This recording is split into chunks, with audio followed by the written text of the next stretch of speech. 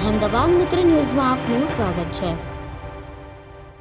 સુરતના ગોડાદરા વિસ્તારમાં આવેલા દેવદ ગામ ખાતે પતરાના શેડમાં બનાવવામાં આવેલા અંબિકા ફર્નિચર અને ટ્રાન્સપોર્ટના ગોડાઉનોમાં એકાએક ભીષણ આગ ફાટી નીકળી હતી।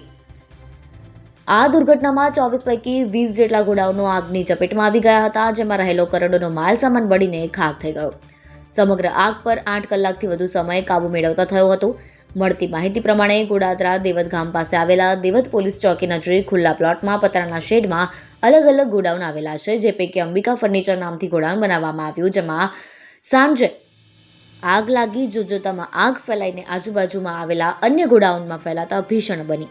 ગોડાઉનના માલિકો તથા સ્થાનિક લોકોમાં ભાગદોડ મચી ગઈ, અફરાતફરી મચી ગઈ। ઘટનાની જાણ ફાયર વિભાગને કરવામાં આવતા ડુંભાર, ડિંડોલી, માન દરવાજા, સરથાણા, મજુરા, ભીમરાડ, મોરા, ભાગડ, અડાજણ, ભેસ્તાન સહિતના 15થી વધુ ફાયર સ્ટેશનની ટીમ તથા ફાયર વિભાગના અધિકારીઓ ઘટના સ્થળે પહોંચ્યા।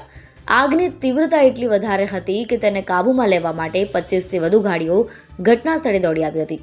ફાયર વિભાગના 100થી વધુ જવાનોએ ભારે જહેમત બાદ મોડી રાત્રે 2:30 વાગે આગ પર અંકુશ મેળવ્યો। જે જગ્યાએ આગ લાગી હતી ત્યાં તમામ પતરાના શેડ સંપૂર્ણપણે ગેરકાયદેસર ઊભા કરવામાં આવ્યા હોવાનું સામે આવ્યું છે। આ ગેરકાયદે બાંધકામોને કારણે ફાયરના જવાનોને અંદર પહોંચવામાં અને પાણીનો મારો ચલાવવામાં ભારે મુશ્કેલી પડી હતી। અંતે મોડી રાત્રે 3 જેટલા જેસીબી મશીનો બોલાવી પતરાના શેડ તોડવામાં આવ્યા। ત્યારબાદ જવાનો આગના કેન્દ્ર સુધી પહોંચી શક્યા। ફર્નિચર અને ટ્રાન્સપોર્ટના માલ સામાનને કારણે કરોડો રૂપિયાનું નુકસાન થયું હોવાનો અંદાજ છે। ગેરકાયદે પતરાના શેડના કારણે આગ બુઝાવવામાં મુશ્કેલી પડી હતી। કુલ 24 ગોડાઉનમાંથી 20 ગોડાઉનો આગની ચપેટમાં આવી ગયા હતા અને બળીને ખાખ થઈ ગયા છે। સદનસીબે આ વિકરાળ આગમાં કોઈ જાનહાનિના સમાચાર નથી, પરંતુ આર્થિક રીતે મોટું નુકસાન થયું હોવાનું હાલ કહેવાઈ રહ્યું છે।